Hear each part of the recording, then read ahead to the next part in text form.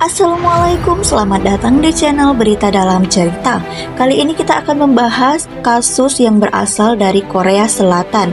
Kasus ini menceritakan tentang seorang anak kecil yang diculik dan dijadikan pekerja paksa pada tahun 1982.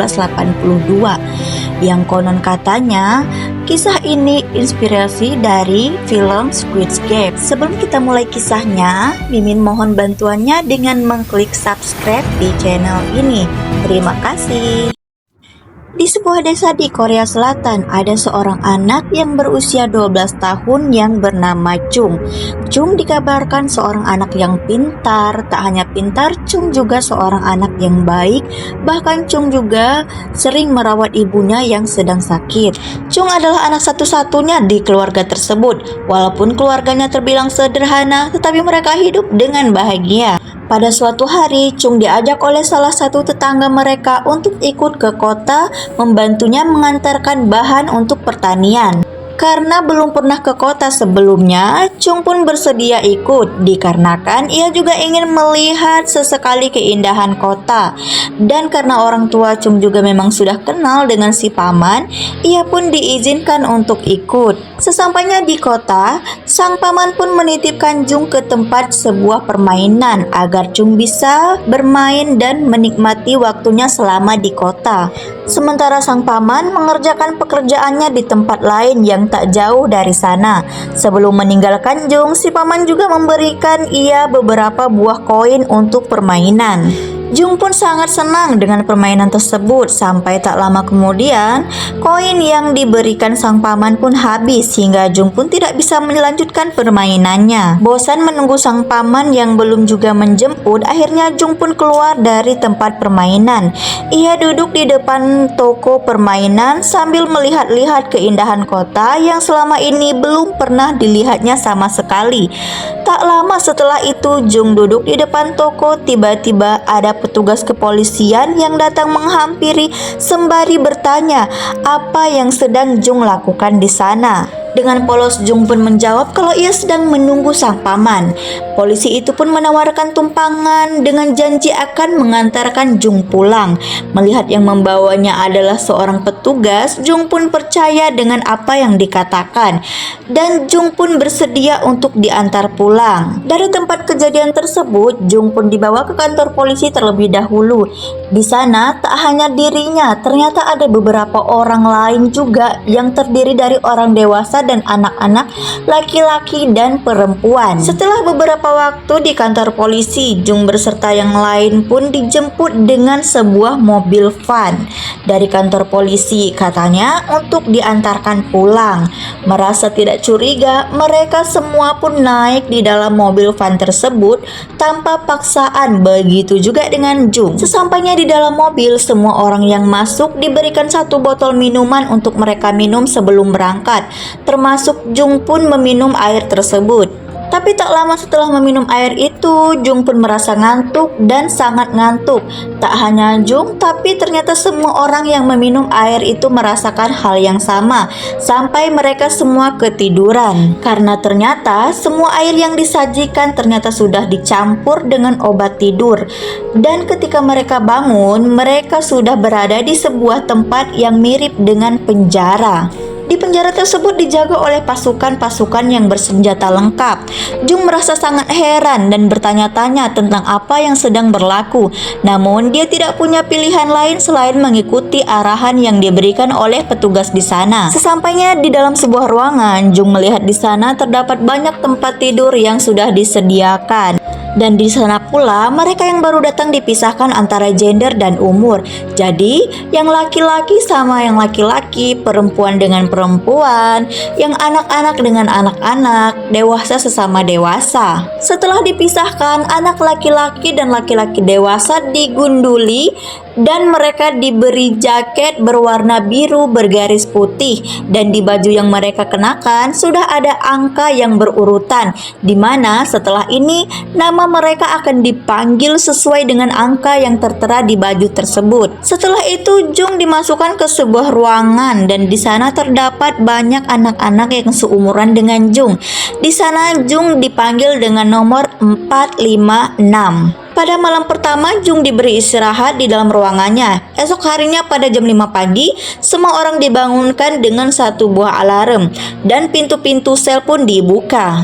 Di sana Jung pun melihat ternyata lebih banyak orang yang berada di sana dan memakai seragam yang sama yang sudah berkumpul di satu buah lapangan. Dan ternyata lokasi itu lebih besar dari perkiraan Jung. Bahkan di sana terdapat gereja dan sekolah bahkan pabrik. Setelah semua orang keluar dan berkumpul, mereka pun semua wajib menyanyikan lagu kebangsaan, di mana semua orang harus menyanyikan lagu itu. Dan kalau mereka tertangkap tidak menyanyikannya, mereka akan dipukul oleh petugas. Setelah itu mereka pun dipekerjakan di pabrik-pabrik yang ada di sana sesuai dengan gender dan umur mereka masing-masing.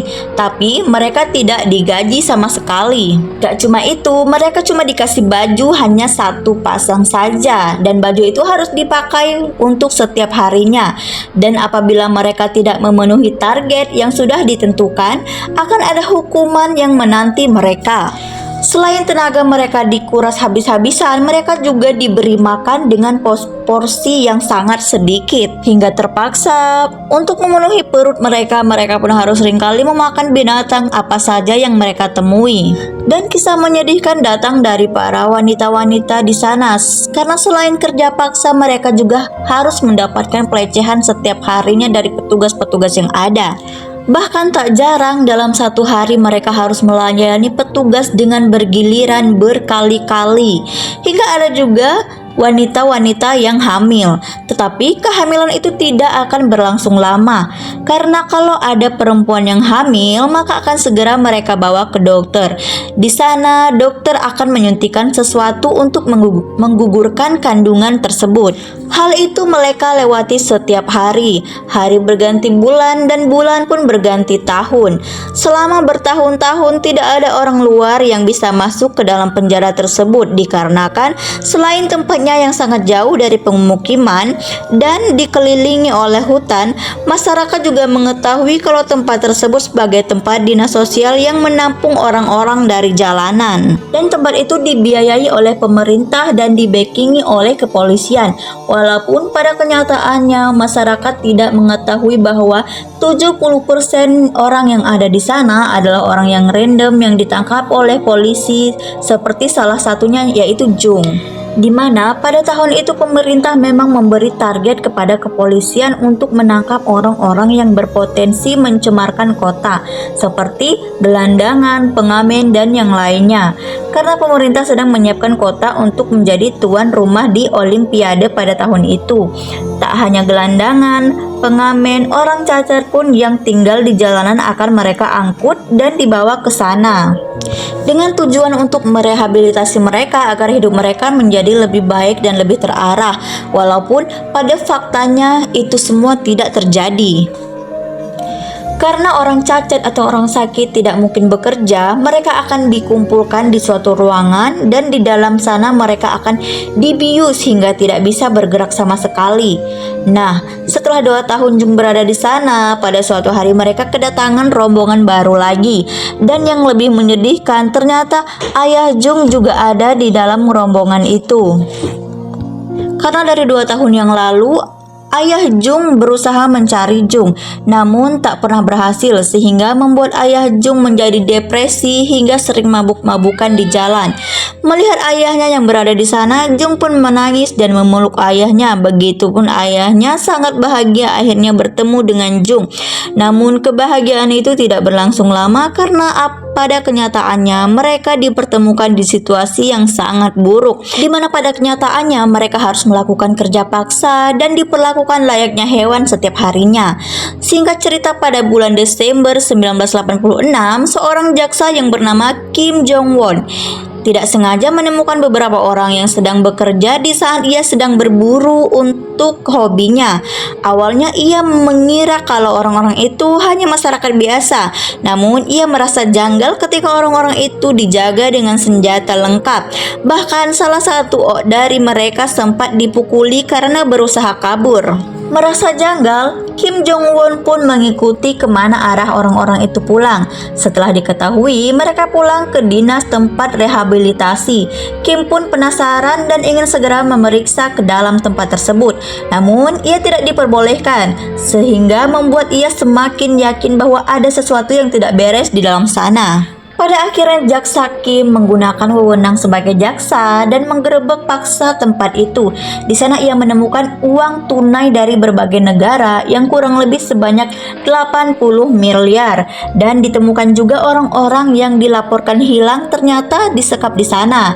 Dari kejadian itu, akhirnya orang-orang yang disekap akhirnya dibebaskan dan jaksa Kim pun meminta pertanggungjawaban dari pengelola tempat tersebut yang bernama Park Im Chun.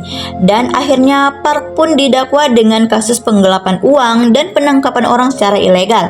Sempat terjadi demo besar-besaran dari masyarakat Korea Selatan di tahun itu untuk melengsarkan pemerintah yang dinilai tidak becus. Walau pada akhirnya uanglah yang berkuasa karena ternyata Park ini cuma hanya mendapatkan hukuman 2 tahun penjara. Gimana menurut kalian guys? Apakah cocok hukumannya cuma segitu? Ternyata nggak cuma di Konoha aja yang uang bisa merubah segalanya, tetapi di Korea Selatan juga kejadian loh. Oke, segitu dulu pembahasan hari ini. Jangan lupa subscribe-nya ya, biar Mimin makin semangat uploadnya. Makasih, bye-bye.